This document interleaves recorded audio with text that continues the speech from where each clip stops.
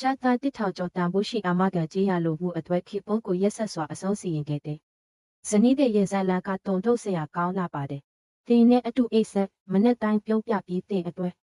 ချက်ပြုတ်ကျွေးမွေးနေတဲ့သူကကြောက်မဲ့ဖွယ်ကောင်းတဲ့အကြံအစီဆိုးတွေဖွဲ့ထားခဲ့တယ်ဆိုတာ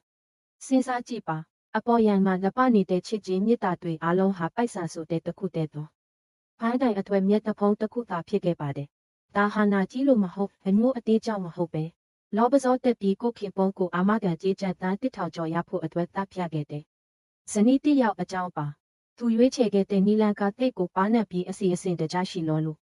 ့အားလုံးကိုအံ့အားသင့်စေခဲ့ပါတယ်ကိုအချစ်ဆုံးဖြစ်တဲ့သူကိုဘယ်လိုများဒီလိုရက်စက်နိုင်ရတာလဲဒီအမောက်ဖုံးနေတဲ့ဇလန်ဘယ်လိုဖြစ်ပျက်ခဲ့တယ်လဲဆိုတာကိုသိစိတ်ချင်းပေါ်ထုတ်ကြည့်ကြရပါတထ30ခုနှစ်ဒီဇင်ဘာလ17ရက်နေ့မနက်ခင်းမှာရန်ကုန်မြို့ဟာစောင်းရာသီထဲကိုဝင်ရောက်နေပြီမယ်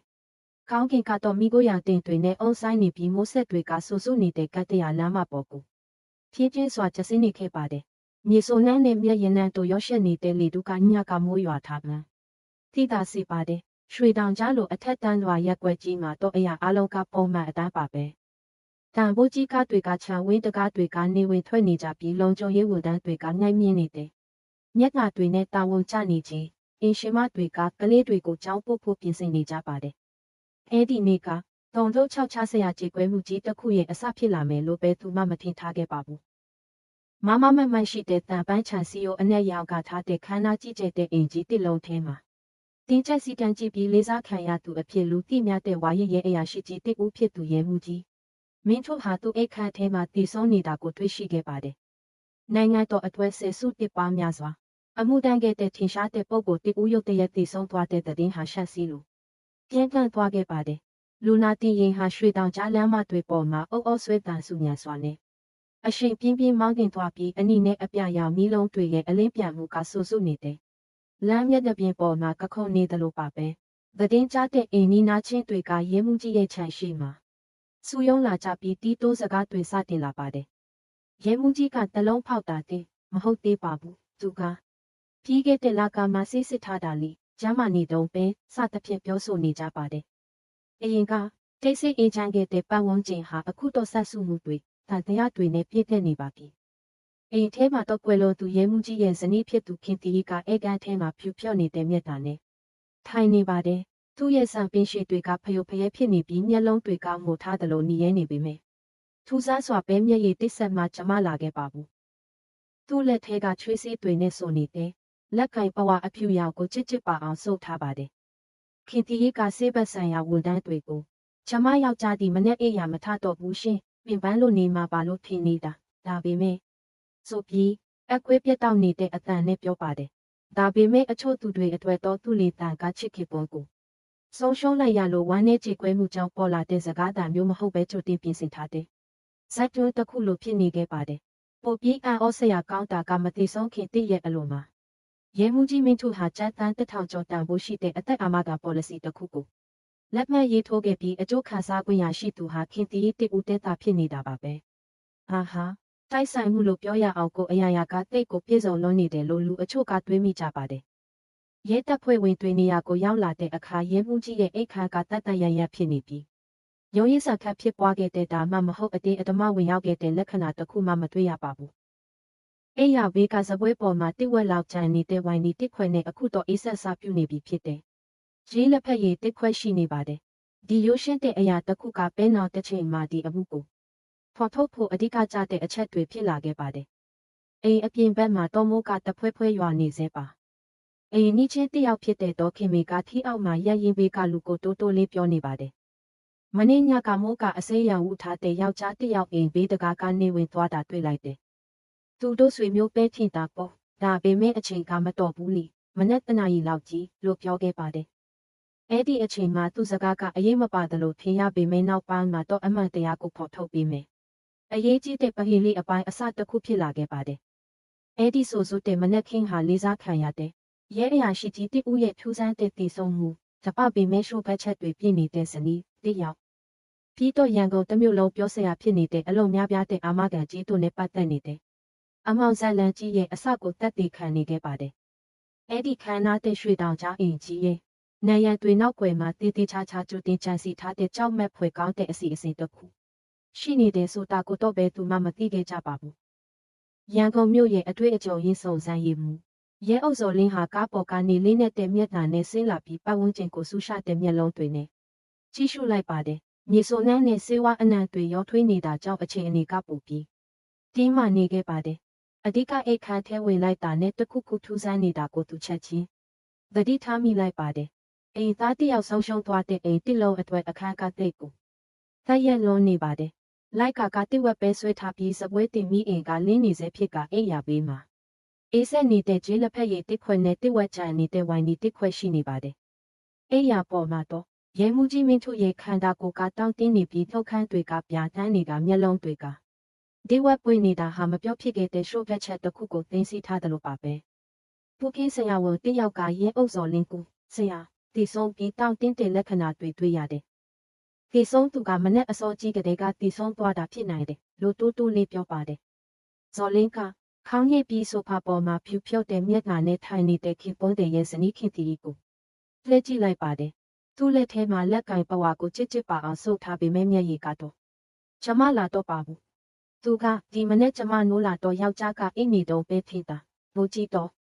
မတော့ဘူးလမ်းသွားပြီးလူနာတင်ရင်ခေါ်လိုက်တာလို့အတန်းနဲ့ဖြစ်စဉ်ကိုရှင်းပြပါတယ်။ဇော်လင်းကခင်တီရဲ့စကားလုံးတန်းကိုတေချာနားထောင်နေပါတယ်။စကားတွေကတိတ်ကိုစနစ်ချလို့ပြီးကြိုတင်ချက်မှတ်ထားတယ်လို့ဖြစ်နေပါတယ်။သူကတေချာမှတ်သားပြီးခင်တီရဲ့မျက်လုံးတွေကိုစိုက်ကြည့်လိုက်တော့ရှင်းပြရခက်တဲ့အေးဆက်မှုကိုတွေ့လိုက်ရပါတယ်။အပြင်မှာတော့အိမ်နီးချင်းဒေါ်ခင်မေကရဲတယောက်ကိုစိုးရိမ်တဲ့မျက်နှာနဲ့မင်းညတနာရီလောက်ကအရိုက်ရှိရှိနဲ့အနဲ့ရောင်ကြားကင်းဝထားတဲ့ယောက်ျားတယောက်အိမ်ဘေးတကာကနေဝင်သွားတာတွေ့တယ်။မိုးရွာနေတော့ဦးရင်မူလာအလုတ်သမားလားလို့ထင်မိတာဒါပေမဲ့အခုတော့ထူးဆန်းတယ်လို့ခံစားရတယ်လို့ပြောနေပါတယ်။အဲ့ဒီတက်တီထွက်ဆိုချက်ကိုဇော်လင်းစီချက်ချင်းသတင်းပို့လိုက်ပါတယ်။သူကလုံခြုံရေးမှတ်တမ်းတွေကိုအမြန်စစ်ဆေးပေမဲ့လုံခြုံရေးကင်မရာကမိုးသဲလွန်လို့မှန်ပြီးလူပေါ်ရင်ငွေရိုက်ပြီးပုံရိပ်တွေကဝါနေတာကြောင့်ဝင်လာတဲ့သူရဲ့မျက်နှာကိုမမြင်ရပါဘူး။ဒါဆိုတော့ခင်ကရေရွတ်လိုက်ပါတယ်။သူအိတ်ခမ်းထဲပြန်ဝင်လာပြီးတစ်ဝက်ချန်နေတဲ့ဝိုင်ပလင်းကိုစိုက်ကြည့်လိုက်ပါတယ်။ပူခေးအဖွဲကိုဝိုင်ခွက်နဲ့ပလင်းထဲကနမူနာတွေပြီးတော့ရေးလက်ဖက်ရည်ချန်တွေကိုယူခန်းလိုက်ပါတယ်။ဝန်တန်းတွေကတက်တေခံပစ္စည်းအလုံးကိုမှတ်တမ်းတင်နေချိန်မှာခင်တီကတော့ငြိမ်သက်စွာထိုင်နေပြီးတစ်ခါတည်းရန်ကောင်းငုံကတစ်ခါတည်းရန်ရတဲ့ပေါက်ကိုငေးကြည့်နေပါတယ်။တောင်လုံး6ချစွာမူယုတာမျိုးမရှိအံ့ဩတဲ့အရေးအယောင်နဲ့မပြပဲအရာအလုံးကတိတ်ကိုတည်ငြိမ်လုံးနေပါတယ်။ဇော်လင်းကသူ့အနာကိုကပ်ပြီးမင်းညကအဲ့တဲ့လားတေးလားဒါမှမဟုတ်ထူးဆန်းတာတွေ့မြင်မိသေးလားလို့နူးညံ့တဲ့လေတန်နဲ့မေးလိုက်ပါတယ်။ခင်တီကခေါင်းဖြည်းခါပြီးဘာမှမရှိပါဘူး။အလုံးပုံမှန်ပါပဲကျမတို့ညစာစားလက်ဖက်ရည်တောက်ပြီးအိယာဝင်ခဲ့ကြတာလို့တူတုတ်ဖြေပါတယ်။အဲ့ဒီအဖြစ်ကြောင့်ဇော်လင်းပို့ပြီးတန်တရားဝင်သွားပါတယ်။နာရီအနည်းငယ်အကြာမှာခင်ပွန်းတဲ့တည်ဆုံးနေတာကိုတွေ့ရှိခဲ့တဲ့အိမ်တစ်လုံးမှာအရာအလုံးပုံမှန်ဖြစ်နေဖို့မဖြစ်နိုင်ပါဘူး။အထူးသဖြင့်အိမ်နီးချင်းကလူစေးတယောက်ဝင်လာတာကိုတွေးခဲ့တယ်လို့ထွက်ဆိုထားချိန်မှာပေါ့။ဇော်လင်းကအခန်းထဲပတ်ကြည့်ရင်တိတ်ကိုတိုက်ရိုက်လွန်နေတယ်။ခေါင်းအုံးတွေပုံမှန်ဆိုအိမ်ရင်အပြစ်ပေးရမင်းလိုက်ကကိုတိဝက်ပဲဆွဲထားတာတွေ့ပြီးတော့မိအိမ်ကလင်းထိန်နေတာတွေ့လို့တင်းငယ်တဲ့အသေးစိတ်အချက်အလက်တွေကိုသတိထားမိပါတယ်။အရာအလုံးကကြိုတင်ပြင်ဆင်ထားတဲ့ဇက်ခုံတစ်ခုလိုဖြစ်နေပါတယ်။အပြင်မှာတော့တင်းတောက်အချို့ရောက်လာပြီးရဲတွေပြည့်နေတဲ့ဇေခန့်အင်ကြီးကိုအဝေးကနေတပ်ပေါ်ရိုက်နေကြပါတယ်။လူတွေရဲ့တီးတိုးပြောဆိုမှုတွေကပိုပြီးကျယ်လောင်လာပါတယ်။တစ်ချို့ကအန်အော်ပြီးတစ်ချို့ကတော့ထိတ်လန့်နေကြပါတယ်။ဒီအိမ်ထဲမှာတခုခုဖုံးခွေထားတာရှိတယ်။အချိန်မလုံးခင်ငါသားကိုရှာဖွေရမယ်လို့ဇော်လင်းကစိတ်ထဲကနေရေရွတ်လိုက်ပါတယ်။ညနေဆောင်လာတော့မိကိုရောင်ကောင်းကင်ကရဲမှုကြီးမင်းထုရဲ့အိမ်ကြီးကိုပို့ပြီးလေးလံပြည့်စည်စေတယ်လို့ပါပဲ။ရဲကားမိရောင်တွေကဆူဆူနေတဲ့လမ်းပေါ်မှာအရေးတွေကခုန်စေပါတယ်။ရဲအုပ်ဇော်လင်းကမှတ်စုစာအုပ်ကိုဖွင့်လိုက်ပြီးမနက်ကတည်းကခင်တီရဲ့မျက်နှာအမှုအရာတက်တီထွက်ဆိုချက်တွေတွေ့ရှိခဲ့တဲ့တက်တီခံပစ္စည်းတွေအထိအသေးစိတ်မှတ်သားထားပါတယ်။သူရေးလေရဲမှုကြီးရဲ့တည်ဆုံးမှုကတာမန်မဟုတ်ဘူးဆိုတာပိုပြီးထင်ရှားလာလိပါပဲ။ပူခင်းဆရာဝန်ကစစ်ဆေးချက်အပြေစာရွက်နဲ့အတူချင်းကပ်လာပြီးရဲအုပ်ဇော်လင်းအလုံးဖောက်တဲ့လက္ခဏာမတွေ့ရဘူး။ဒါပေမဲ့တည်ဆုံးသူရဲ့အစအိမ်ထဲမှာဓာတုပစ္စည်းတစ်မျိုးရဲ့အစအနတွေတွေ့ရတယ်။ အိတ်စီးပြင်းပြင်းနဲ့တူတယ်။အရက်နဲ့ရောတောက်ပြီးခန္ဓာကိုယ်အခြေအနေပေါ်မူတည်ပြီးနာရီပိုင်းအတွင်းအသက်ရှူရသွားနိုင်တယ်လို့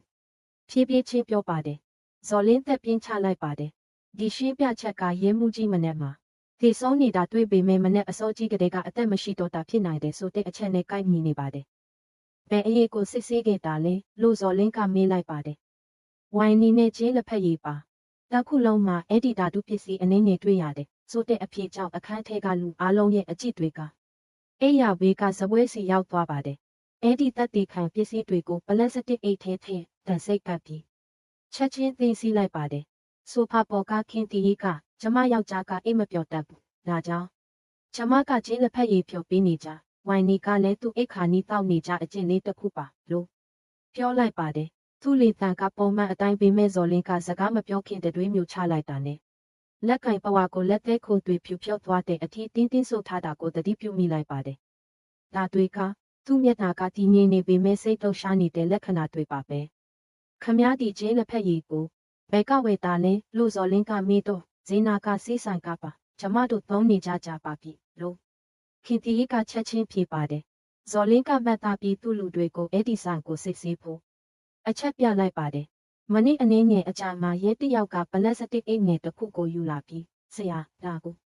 မိဖို့ချောင်းကန်ဆွဲထဲကတွေ့တာပါလို့ပြောပါတယ်။အထဲမှာတော့တန်စိတ်မပါတဲ့စီးလုံးအဖြူတွေပါတယ်။ပလင်းတစ်လုံးရှိနေပြီးဓာတုနံကချက်ချင်းထောက်ခနဲ့ထွက်လာပါတယ်။ဇော်လင်းကပလင်းကိုမြောက်ပြပြီးခင်တီကိုစိုက်ကြည့်ရင်ခမည်းတာကိုတီလာလို့မေးလိုက်ပါတယ်။ခင်တီရဲ့မျက်လုံးတွေကနာတာပြူးကျသွားပေမဲ့ချက်ချင်းပဲမသိဘူးကျမယောက်ျားရဲ့ဆေးဖြစ်မှာပေါ့သူကတခါတစ်လေကိုပါတာ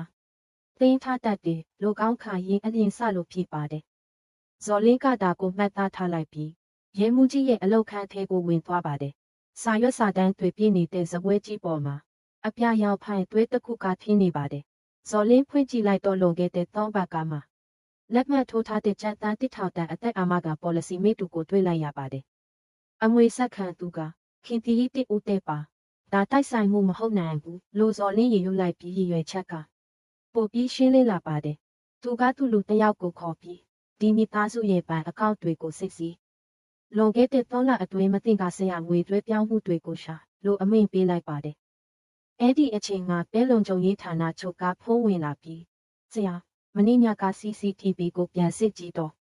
မိုးကြောက်ဝါနေပေမဲ့အရက်ရှိရှိလူတယောက်ဘေးတကာကနေမနဲ့တနအီ59မိနစ်မှဝင်သွားတာတွေးရတယ်ရုံမသေးကွဲပေမဲ့ရဲမှုကြီးတော့မဟုတ်လို့ပြောပါတယ်ဇော်လင်းကောင်းညိတ်လိုက်ပါတယ်မနဲ့ကအိမ်နီးချင်းရဲ့ထွက်ဆိုချက်ကအခုတော့မှန်ကန်ကြောင်းအတည်ပြုချက်ရသွားပါပြီသူအိတ်ကကိုပြန်သွားပြီးခင်တီကိုစိုက်ကြည့်ရင်မနဲ့အစောကြီးမှာတယောက်ယောက်အိမ်ထဲဝင်လာတာကိုပြနေတယ်မှတ်တမ်းရှိတယ်ခမည်းပါမှမကြားမိဘူးလားလို့မေးလိုက်ပါတယ်ခင်တီကနငြိမ်သွားပြီးမျက်လုံးတွေကပြတင်းပေါက်စီရောက်သွားကခေါင်းပြန်ငုံလိုက်ပြီးကျမအိမ်မော်ကြနေတာဘယ်သူဝင်လာလဲ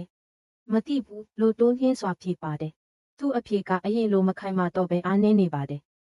အပြင်မှာတော့သတင်းတောက်တွေနဲ့လူတွေဆက်လက်ဆူယုံနေပြီးကင်မရာတန်တွေဒီတိုးမေကုန်းတွေကတကားဝါကနေဝင်လာနေပါတယ်ဒါလူသက်မှုလားသူ့မိမပါဝင်ပတ်သက်နေလားဆိုတဲ့အတန်တွေကခင်တီရဲ့စိတ်မတည်ငြိမ်မှုကိုပို့ပြီးဖိအားပေးနေတယ်လို့ပါပဲဇော်လင်းကသူ့စာအုပ်ကိုပိတ်ပြီးတကားစီလျှောက်သွားကအပြင်ကိုကြည့်လိုက်ပါတယ်မိုးတိတ်သွားပေမဲ့မြေစုံနှန်းနဲ့အတူမပြီးဆုံးသေးတဲ့တင်းမာမှုတွေကရောထွေးနေပါတယ်အပိုင်းအစတွေတစ်ခုပြီးတစ်ခုပေါ်လာပြီးအစိတ်အာမခံ policy အသစ်လူစိမ့်တယောက်ပြီးတော့ရှိုးဖက်ချက်တွေပြည့်နေတဲ့ဇနီးတင်ဒါပေမဲ့ဒါတွေအားလုံးကိုခိုင်ခိုင်မာမာချိတ်ဆက်ပေးမယ်တတ်တဲ့တစ်ခုငါလိုအပ်တယ်အမှန်တရားမပေါ်မချင်းငါမရက်ဘူးလို့သူစိတ်ထဲမှာပြောလိုက်ပါတယ်ရန်ကုန်တိုင်းရဲတပ်ဖွဲ့မှုရုံးမှာညကပို့ပြီးတင်းမာလာပါတယ်ရဲအုပ်စော်လင်းကစုံစမ်းရေးအခန်းထဲမှာထိုင်ရင်သူရှိကပန်ငွေလွှဲပြောင်းမှုအစီရင်ခံစာကိုစိုက်ကြည့်နေပါတယ်ခင်တီရဲ့ပန်အကောင့်ကနေဒီဆုံးသူနေထိုင်ခဲ့တဲ့အင်ယာဝင်းကလုံခြုံရေးဝန်ထမ်းဟောင်းပကြောဆိုသူစီကုံငွေအမြောက်အများထွေးထားတာတွေ့ရပါတယ်ငွေပမာဏက3,000အထိရှိနေပြီးတာမန်အကူအညီလို့ပြောလို့မရတဲ့ပမာဏပါနောက်တနေ့မနေ့မှာဇော်လင်းနဲ့သူ့အဖွဲ့ဝင်တယောက်ဟာတာကီတာမြို့နယ်ကတိုက်ခန်းတစ်ခုစီကို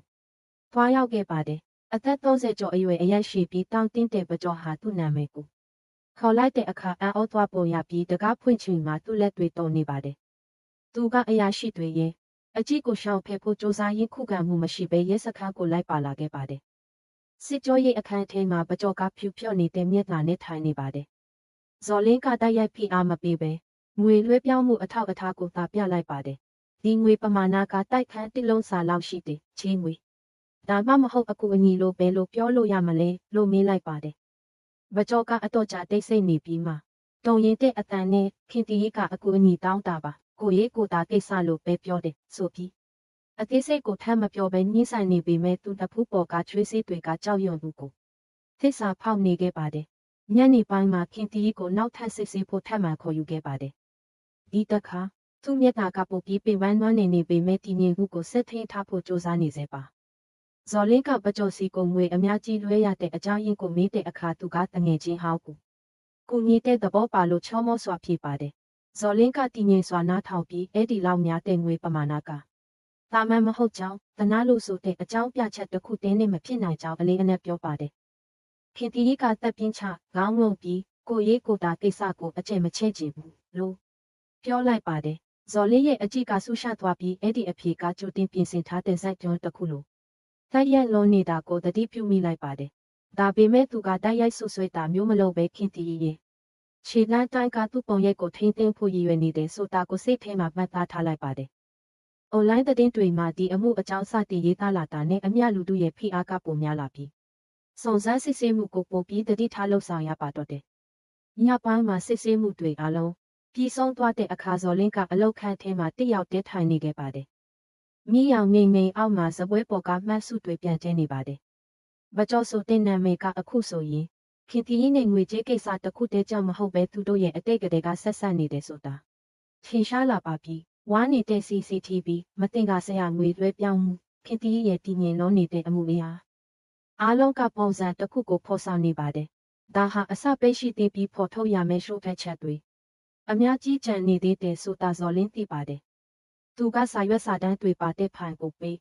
သက်ပြင်းရှိကြီးချပြီးမောင်မိုက်နေတဲ့ရန်ကုန်မြရဲ့ပြတင်းပေါက်အပြင်ဘက်ကိုငေးကြည့်ရင်အမှန်တရားရဲ့အပိုင်းအစအလုံးမပြည့်စုံမချင်းမရက်တန်ဘူးလို့တိတ်တဆိတ်ကပြုလိုက်ပါတယ်။ရန်ကုန်မြို့ရဲ့မနက်ခင်းကမတူညီတဲ့ခါစားချက်ကိုပေးနေပါတယ်။ညကရွာတဲ့မိုးသေးသေးလေးကမြေစုံနှံကိုခြံထားခဲ့ပြီးရဲစခန်းပတ်ဝန်းကျင်ကလမ်းတွေကပြန်လဲစီကားနေပါတယ်။စုံစမ်းရေးအခန်းထဲမှာဇော်လင်းကရဲမှုကြီးမင်းတို့ရဲ့အင်က CCTV မှတ်သားကိုပြန်ကြည့်နေပါတယ်။ပုံရိပ်အချို့ကိုချက်ကြည့်လိုက်တော့မနက်တနာရီလောက်မှာအရက်ရှိပြီးကိုလုံးကိုပေါက်ကြီးတဲ့လူတစ်ယောက်ချန်နောက်ဘက်ကိုဖြတ်သွားတာကိုတွေ့ရပါတယ်။လှုပ်ရှားမှုကမြန်ဆန်ပြီးမျက်နှာမမြင်ရပေမဲ့အဲ့ဒါပကြောဖြစ်မယ်လို့ဇော်လင်းယုံကြည်နေပါတယ်။ကနအကြာမှာနောက်ထပ်မှတ်တမ်းတစ်ခုမှာခင်တီးကအိတ်ခန့်ထဲကနေဘူးငယ်လေးတစ်ခုကိုခိုင်ပြီးထွက်လာတာကိုတွေ့ရပါတယ်။သူကအိတ်ကမ်းမှာကနရက်ပြီးဘူးကိုစပွဲပေါ်တင်ကတင်းပါတယ်။မျက်နှာနဲ့ဆက်လျှောက်သွားပါတယ်။ဇော်လင်းကအဲ့ဒီနေရာမှာဗီဒီယိုကိုရိုက်လိုက်ပြီးအဲ့ဒီဘူးလေးကရှုပ်ဖက်ချက်အလုံးရဲ့တော့ချက်ဖြစ်နိုင်တယ်လို့တွေးလိုက်ပါတယ်။နေ့လယ်ပိုင်းမှာမှုခင်းအဖွဲ့ကရဲမှုကြီးရဲ့အိမ်ကိုနောက်ထပ်စစ်ဆေးမှုတွေအတွက်ပြန်သွားခဲ့ပါတယ်။မိဖို့ချောက်ကိုတေချာစစ်ဆေးတော့ဗိုလ်ချုပ်လန်းကစေးဆိုင်တစ်ခုရဲ့တရားဝင်စေးနှုန်းတန်စိမ့်နဲ့အေးစေးပလင်းတစ်လုံးကိုတွေ့ရှိခဲ့ပါတယ်။စေးနှုန်းနံပါတ်ကိုချက်ချင်းမှတ်သားပြီးစေးနှုန်းရေးပေးတဲ့ဆရာဝန်ကိုအမြန်ဆုံးခေါ်ယူစစ်ဆေးဖို့ပြင်ဆင်ပါတယ်။တချိတဲမှာပေးရဲမှုကြီးရဲ့အလုံးစပွဲပေါ်ကမှတ်စုစာအုပ်တအုပ်ကိုတွေ့ရှိခဲ့ပြီးနောက်ဆုံးစာမျက်နှာတွေမှာအဲ့ဒီအာမခံ policy ကိုငါလက်မှတ်မထိုးခဲ့ရင်သူယူယူမိုက်မိုက်တစ်ခုခုလောက်လောက်တယ်ဆိုတဲ့တူတောင်းပေမဲ့လေးနဲ့တဲ့စာကြောင်းတစ်ကြောင်းကိုတွေးလိုက်ရပါတယ်။ဇော်လင်းကထက်ခါဖတ်ရင်သူ့လေကြောင်းထဲမှာအေးဆက်မှုတစ်ခုစိမ့်တက်လာတာကိုခံစားလိုက်ရပါတယ်။အဲ့ဒီမတ်စုကတည်ဆုံးသူကသူ့ဇနီးအပေါ်တန်တရားဝင်နေတယ်ဆိုတာကိုရှင်းရှင်းလင်းလင်းပြသနေပါတယ်။ဒါပေမဲ့ရည်ရွယ်ချက်တစ်ခုတင်းနဲ့မလုံလောက်ပဲ CCTV မှတ်တမ်းငွေလွှဲပြောင်းမှုနဲ့တတ်တရားလူရဲ့ပါဝင်ပတ်သက်မှုတွေကိုချိတ်ဆက်ပေးမဲ့တပ်တဲ့အထောက်အထားတွေလိုအပ်နေတဲ့ဆိုတာသူသိပါတယ်။ညနေဆောင်တော့ခင်တီကိုထပ်မံခေါ်ယူစစ်ဆေးပါတယ်။သူ့မျက်နှာကပင်ပန်းနွမ်းနေပေမဲ့သူ့ပုံပန်းကိုထိမ့်သိမ့်ဖို့စ조사နေစေပါ။ဇော်လင်းကအေးစေးပလင်းအကြောင်းမေးတဲ့အခါအဲ့ဒါကျမယောက်ျားဟာပါသူကအိမ်မပြောတတ်လို့ပါလို့ချက်ချင်းဖြေပါတယ်။ဇော်လင်းကခေါင်းညစ်ပြီးရဲမှုကြီးရဲ့မှတ်စုမိတူကိုထောက်ပြလိုက်ပါတယ်။ခင်တီရဲ့မျက်တာကချက်ချင်းဖြူဖြောသွားပေမဲ့သူကစိတ်ကိုချက်ချင်းထိန်ချုပ်ပြီးသူနားလည်မှုလွဲတာနေမှာပါသူကစိတ်ဖိစီးမှုများတတ်တယ်လို့တိုးချင်းစွာပြောပါတယ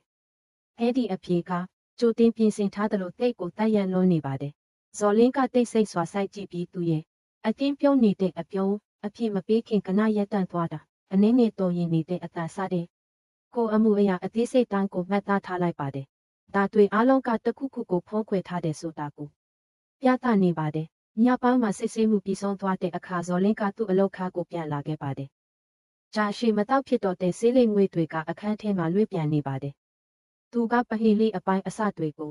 စဉ်းစားနေပါတယ်။ဒီငိမ်လုံးပြီးမသိကဆရာကောင်းတဲ့ခင်တီထူးဆန်းစွာငွေလက်ခံရရှိတဲ့ပကြုံ။သတိပေးချက်တွေပြနေတဲ့ရဲမှုကြီးရဲ့မှတ်စုလူစင်းရောက်ရှိမှုကိုအရေးအမြွယ်ပြနေတဲ့ CCTV မှတ်တမ်းအားလုံးကဆက်ဆက်နေပေမဲ့ဝန်ခံချက်တစ်ခုပျောက်ဆုံးနေစေပါအပြင်မှာမိုးပြန်ရွာလာပြီးလမ်းမီးရောင်တွေကဆူဆူနေတဲ့ကတ်တရာလမ်းပေါ်မှာအဝါရောင်အလင်းကိုရောင်ပြန်ဟပ်နေပါတယ်ဇော်လင်းကတကယ်မုန်တိုင်းကမစတဲ့ဘူးဆိုတာကိုသိလိုက်ပါတယ်ဒီအမှုကပထမဆုံးအလွာကိုပေးဖွင့်နေနိုင်သေးတာပါသူကတက်တဲ့ခံဖိုင်ကိုပေးတက်ပြင်းရှိကြီးချပြီးမနေ့ပြန်ပကြောကိုပို့ပြီးဖိအားပေးရမယ်သူပြောထားတာထက်ပိုသိနေမှတေချာတယ်လို့သူ့ကိုသူတိုးတိုးလေးပြောလိုက်ပါတယ်နောက်တစ်နေ့မနေ့စစ်ကြောရေးအခန်းထဲမှာတင်းမာမှုတွေပြန်လဲပြည့်တဲ့နေပါတယ်ပကြောကတန်ကလထိုင်ပေါ်မှာထိုင်နေပြီးသူခန္ဓာကိုယ်ကတောင်းတင်းနေတာအာအင်ကုန်ခန်းနေတယ်လို့ပါပဲသူကချမ်းပြင်ကိုငေးကြည့်နေပြီးတုတ်ခန်းတွေကရံဖန်ရခါထုတ်ရှားနေပေမဲ့အတန်မထွက်ပါဘူးမနေ့ညကသူ့ကိုယာယီအချုပ်ခန်းကိုပြောင်းရွှေ့ခဲ့ပြီးအခုတော့အရှုံးပေးထားတဲ့လူတစ်ယောက်လိုမျက်နှာထားနေဖြစ်နေပါတယ်ဇော်လင်းကဖြင်းချင်းစွာဝင်လာပြီးစာရွက်စာတမ်းတစ်ထပ်ကိုစပွဲပေါ်တင်လိုက်ပါတယ်ကျုပ်ဆက်စကားမဆိုပဲမကြောအဲ့ဒီညကမင်းရဲမှုကြီးမင်းတို့ရဲ့အိမ်မှာရှိနေတဲ့တက်တီတွေကပြောနေပြီဆိုတဲ့ပြတ်သားတဲ့စကားတစ်ခွန်းတဲ့ကိုသာပြောလိုက်ပါတယ်မကြောကတိတ်ဆိတ်နေပြီးအသက်ရှည်ရှည်ရှုဖို့ကြိုးစားနေပါတယ်ဇော်လင်းကခြံနောက်ဘက်ကိုဝင်လာတဲ့အရိုက်ရှည်ရှည်လူတစ်ယောက်ရဲ့ပုံရိပ်ပါတဲ့ CCTV မှတ်တမ်းကိုဖွင့်ပြလိုက်ပါတယ်ပုံရိပ်ကဝါနေပေမဲ့လုံလောက်အောင်ရှင်းလင်းနေပါတယ်မကြောကမငင်းတော့ပဲမျက်လုံးကိုကနမေ့ထားလိုက်ပြီးအရှုံးပေးလိုက်တယ်လို့ပါပဲဇော်လင်းကရှေ့ကိုကားလိုက်ပြီးမင်းတယောက်တည်းမဟုတ်ဘူးဆက်ပြီးနှုတ်ဆက်နေရင်မင်းကအစားထိုးခံရလိမ့်မယ်မင်းကိုဘယ်သူခိုင်းတာလဲပြောလို့ပြောလိုက်ပါတယ်အခန်းထဲမှာနာရီတာကလွယ်ပြီးပါတန်မှမကြားရပါဘူးနောက်ဆုံးမှပကြောကကျွန်တော်ကိုအကူအညီတောင်းတာပါဘယ်သူမှထိခိုက်မှာမဟုတ်ဘူးလို့သူပြောတယ်အားလုံးဒီလိုအဆုံးသတ်သွားမယ်ဆိုတာကျွန်တော်မသိခဲ့ဘူးလို့တိုးရင်းစွာပြောလိုက်ပါတယ်ဘယ်သူတောင်းတာလဲလို့ဇော်လင်းကပြတ်သားတဲ့လေတန်နဲ့ဖိမေးလိုက်ပါတယ်ပကြောကလက်တစ်ဖက်နဲ့မျက်နှာကိုအုပ်လိုက်ပြီးအစကတည်းကတန်တရားရှိခဲ့တဲ့နာမည်တစ်ခုကိုပြောလိုက်ပါတယ်ခင်တီကြီးအဲ့ဒီဝန်ခံချက်ကြောင့်အခန်းထဲကတင်းမာမှုတွေပြောင်းလဲသွားပါတယ်ဇော်လင်းကစိတ်ကိုထိန်ပြီးစူးစမ်းတဲ့မိကုန်းတွေနဲ့ဆက်မေးပါတယ်ပကြောကခင်တီကြီးကသူ့ကိုမနဲ့အစောကြီးအိမ်ကိုခေါ်ခဲ့ကြောင်းအိတ်ဆေးတွေပါတဲ့ဘူးငယ်လေးတစ်ခုကိုပေးခဲ့ကြောင်းရှင်းပြပါတယ်သူ့တာဝန်ကရိုးရှင်းပေမဲ့ရက်ဆက်ပါတယ်ရဲမှုကြီးကစီရောထားတဲ့အရေးကိုတောက်ကြောင်းတေချာပါလုပ်ပေးရမှာပါအစပိုင်းမှာသူတော့ဆိုင်ခဲ့ပေမဲ့ခင်တီကငွေအမြောက်အများနဲ့ပိုကောင်းတဲ့ဘဝကိုကတိပေးခဲ့ပါတယ်မင်းပါလို့ပါဝင်ပတ်သက်ခဲ့တာလေလို့ဇော်လင်းကသူ့မျက်လုံးကိုစိုက်ကြည့်ရင်မေးလိုက်ပါတယ်မကြောကကောင်းမှုပြီးအသက်ကွဲအပ်စွာနဲ့လော်ခဲ့တဲ့တစ်အနေငယ်ကကျွန်တော်သူနဲ့ရင်းနှီးခဲ့ဘူးတယ်သူကကျွန်တော်အားနည်းချက်ကိုသိတယ်ကျွန်တော်ထောင်ချောက်မိသွားတာပါဆရာလို့ဖြေပါတယ်အဲ့ဒီစကားကြောင့်ဇော်လင်းကခင်တီကပကြောကိုထိန်းချုပ်ဖို့စိတ်ပိုင်းဆိုင်ရာအားနည်းချက်ကိုအသုံးချခဲ့တယ်ဆိုတာပိုပြီးယုံကြည်သွားပါတယ်စစ်ကြောမေးမြန်းမှုအပြီးမှာဇော်လင်းကသူ့အလောက်ခန်းကိုပြန်လာခဲ့ပါတယ်ချီထုံးတစ်ခုဖြည့်ရှင်းနိုင်ခဲ့ပြီလို့ခန်းစားရပေမဲ့ပိုချေပြတ်တယ်ကိုရက်ကြီးကစောင့်ကြိုနေစေပါခင်တီကကြိုးကန်သူအဖြစ်ပိုပြီးထင်ရှားလာပေမဲ့ဒီအမှုရဲ့ပုံစံကဇနီးတစ်ယောက်တည်းရဲ့ကစားပွဲမဟုတ်နိုင်ပါဘူးတိတ်ကိုတိုက်ရက်ပြီးစနစ်ချလွန်နေပါတယ်ညနေပိုင်းမှာဗန်ဒါရေးဌာနကနေနောက်ထပ်အစီရင်ခံစာတစ်ခုရောက်လာပါတယ်ပကြောစီကို3,500လွှဲထားတာအပြင်ရန်ကုန်ကအာမဂါကုမ္ပဏီဝန်ထမ်းဟောင်းနေလင်းဆိုသူရဲ့ဘဏ်အကောင့်စီကိုပို့ပြီးကြီးမားတဲ့ငွေပမာဏထွေးထားတာကိုတွေ့ရှိခဲ့ပါတယ်ပမာဏကပကြောရရှိတာထက်အစပေါင်းများစွာများပြားနေပါတယ်ဇော်လင်းကဖိုင်ကိုပြတ်သားစွာပိတ်လိုက်ပြီးဒီတစ်ခါတော့ခင်တီဟာဝင်ပေါက်တစ်ခုသာဖြစ်ပြီးသူ့နောက်ွယ်မှာပိုကြီးမားတဲ့ကိုရက်တစ်ခုရှိနေပြီးနေလင်းကအဲ့ဒီကိုရက်ရဲ့အရေးပါတဲ့အစိတ်အပိုင်းတစ်ခုဖြစ်နိုင်တယ်လို့ယုံကြည်လိုက်ပါတယ်ရန်ကုန်မြို့ဟာလိမ္မော်ရောင်ညနေစီးစာထဲမှာနှိမ့်မြုပ်သွားပြီးဇော်လင်းကပြတင်းပေါက်အပြင်ဘက်ကိုငေးကြည့်ရင်ဒီတိုက်ပွဲကအခုမှအစပဲရှိသေးတယ်လို့စိတ်ထဲမှာရေရွတ်လိုက်ပါတယ်ရန်ကုန်တိုင်းရဲတပ်ဖွဲ့မှုရုံးမှာည7 နာရီကျော်နေပေမဲ့လှုပ်ရှားမှုတွေကရှိနေသေးပါစုံစမ်းရေးမှုတွေရဲ့ပင်ပန်းနွမ်းနယ်နေတဲ့မျက်နှာတွေကိုမြည်ရမိန်မိန်ကထိုးပြနေပေမဲ့ဇော်လင်းကတော့သူ့အခန်းထဲမှာဆက်ရှိနေခဲ့ပါတယ် သူ့ရှိမှတော့အသက်တွေရှိထားတဲ့စာရွက်စာတမ်းတွေရှိနေပါတယ်အသက်30ကျော်အရွယ်နေလင်းဆိုသူဟာအာမခံ policy အချက်အလက်တွေကိုခိုင်ထွေချဲ့တဲ့မှုကြောင့်အလုပ်ထုတ်ခံခဲ့ရတဲ့အာမခံကုမ္ပဏီဝန်ထမ်းဟာတစ်ဦးဖြစ်ကြောင်းဖော်ပြထားပါတယ်အစီရင်ခံစာအရသူကရဲမှုကြီးမတိဆုံးခင်ရဲ့အနေငယ်အလိုမှာခင်တီရဲ့ပန်အကောက်ကနေကျတ်သားပေါင်းများစွာလက်ခံရရှိခဲ့ပါတယ်ဇော်လင်းကသူ့လူတစ်ယောက်ကိုခေါ်ပြီးနေလင်းရဲ့လှုပ်ရှားမှုအလုံးကိုစုံစမ်းပန်အကောက်ဖုံးပြီးတော့ပြီးခဲ့တဲ့အပတ်ကသူ့ပဲသူတွေနဲ့တွေးခဲ့တဲ့လဲအလုံးကိုရှင်းရှင်းလင်းလင်းသိချင်းတယ်လို့အမိန့်ပေးလိုက်ပါတယ်နောက်တစ်နေ့မနေ့မှာအဖွဲ့ကအတင်းအမြန်လှုပ်ဆောင်ခဲ့ပါတယ်ခြေရာကောက်ကြည့်တော့နေလင်းကအလုတ်ထောက်ခံရပြီးနောက်အလုံးလက်မဲ့ဖြစ်မနေပဲလူတွေကိုအာမခံကြေးလိမ်နဲ့တောင်းခံရမှာကုညီပေးတာစာရွက်စာတမ်းအတုလုပ်တာအချို့စေဝါတွေကိုပြပကနေတင်သွင်းပေးတာစတဲ့အမောက်ကိုရက်တစ်ခုကိုတီထောင်ထားတာကိုတွေးရှိခဲ့ပါတယ်သူကတည်ငြိမ်စွာနေထိုင်ပေါ်ရပေမဲ့သူ့ဘဝနေထိုင်မှုပုံစံကဝန်ထမ်းဟာတယောက်အတွက်မဖြစ်နိုင်ပါဘူးနေ့လေပိုင်းမှာဝေစရတာလန်ကသူ့ရဲ့ဇင်ခံတိုက်ခါကိုစောင့်ကြည့်ခဲ့ပါတယ်ခြံထဲမှာရပ်ထားတဲ့ပြန်ကားတစ်စီးကသူ့ရဲ့ဝန်ထမ်းဟောင်းဆိုတဲ့အဆင့်အတန်းနဲ့စန့်ကျင်ဘက်ဖြစ်နေပါတယ်တကားကိုခောက်လိုက်တာနဲ့နေလင်းကဝရန်တာကနေထွက်ပြေးဖို့ကြိုးစားပေမယ့်တပ်ဖွဲ့ဝင်တွေကဝိုင်းထားပြီးသားဖြစ်နေတာကြောင့်နောက်ဆုံးမှာတော့လက်ထိတ်ခတ်ပြီးရဲစခန်းကိုခေါ်ဆောင်လာခဲ့ပါတယ်သူ့နှစ်ဖူးမှာချွေးတွေဆိုးနေပေမဲ့မျက်နှာကတည်ငြိမ်နေစေပါစစ်ကြောရေးအခန်းထဲမှာတော့အရင်ကနဲ့မတူတဲ့အငွေအသက်တွေလွှမ်းခြုံနေပါတယ်မကြောကအာနိပြုံညံ့နေခဲ့ပေမဲ့နေလင်းကတော့ကြောကိုမတ်မတ်ထားဆူရှာတဲ့အကြီးနဲ့ထုတ်ခမ်းမှာအပြုံးရည်ရည်လေးနဲ့ထိုင်နေပါတယ်ကျွန်တော်ကအကြံပေးတစ်ယောက်ပဲလူတွေလာတယ်ကျွန်တော်စာရွက်စာတမ်းတွေလုပ်ပေးတယ်ပိုက်ဆံယူတယ်ဘာမှလို့လဲလို့သူကပေါ်ပေါ်ပါပါပြောပါတယ်ဇော်လင်းကသူ့ကိုအေးဆက်စွာစိုက်ကြည့်ပြီးမိခင်တီးစီကတားပေါင်းများစွာလက်ခံရရှိခဲ့တယ်အဲ့ဒီလောက်များတဲ့ပိုက်ဆံနဲ့ဘာလုပ်ဖို့လဲလို့မေးလိုက်ပါတယ်နေလင်းကခက်ဟာဟာရဲ့ပြီးထိုင်ကုန်ကိုမိလိုက်ကကျွန်တော်ရှင်းပြရင်ဒီအခန်းထဲကအသက်ရှင်နဲ့ထွက်သွားနိုင်မှာမဟုတ်ဘူးယုံပါစရာခမည်းမြင်နေရတာကရေပေါ်မှာပေါ်နေတဲ့အစိတ်အပိုင်းလေးပဲရှိသေးတယ်ကျွန်တော်နောက်ွယ်မှာ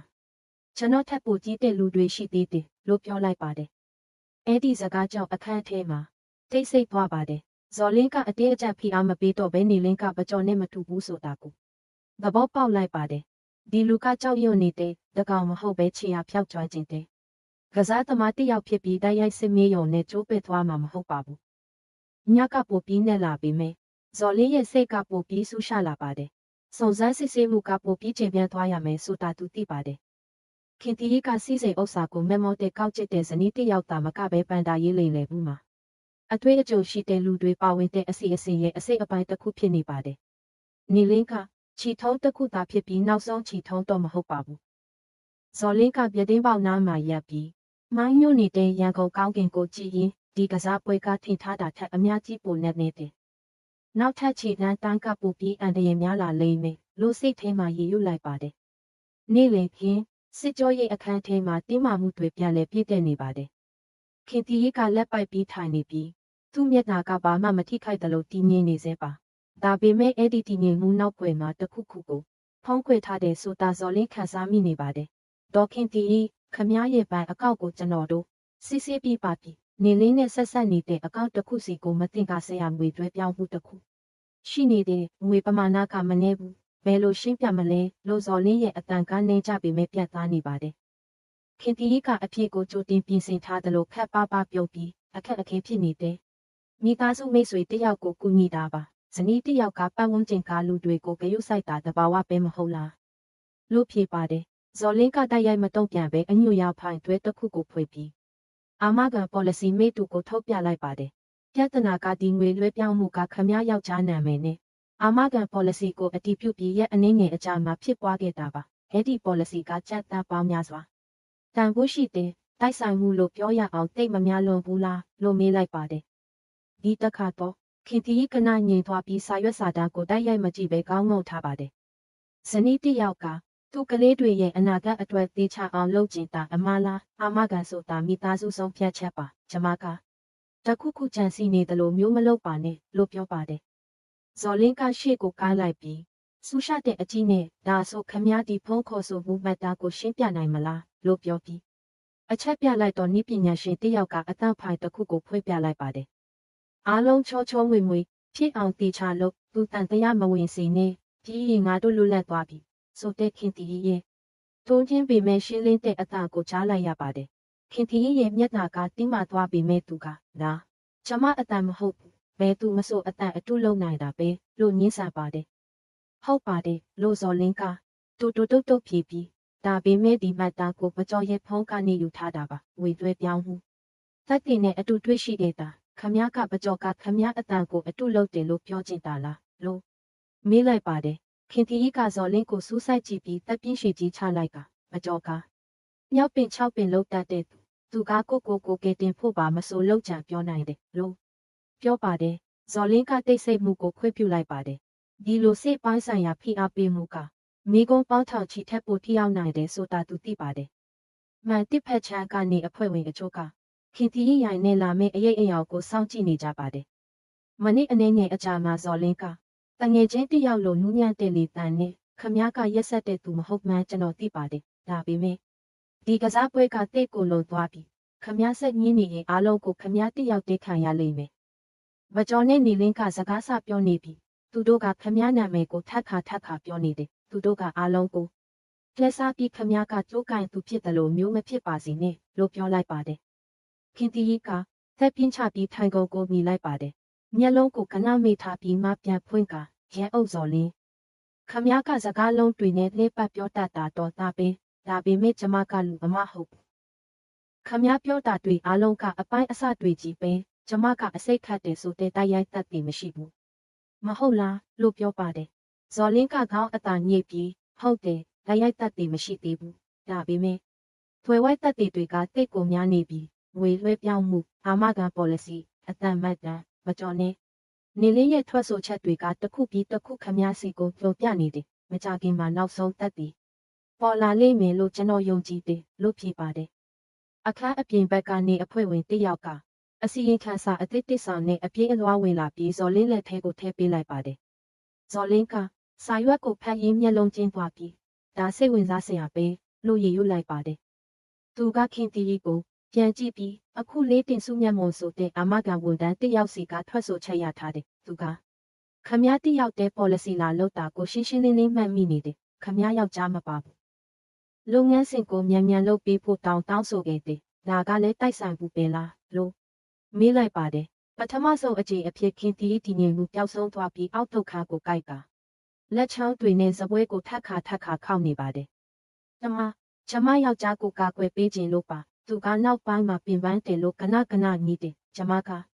ကြိုတင်ကာကွယ်တာပါမလို့လဲလို့ပြောပါတယ်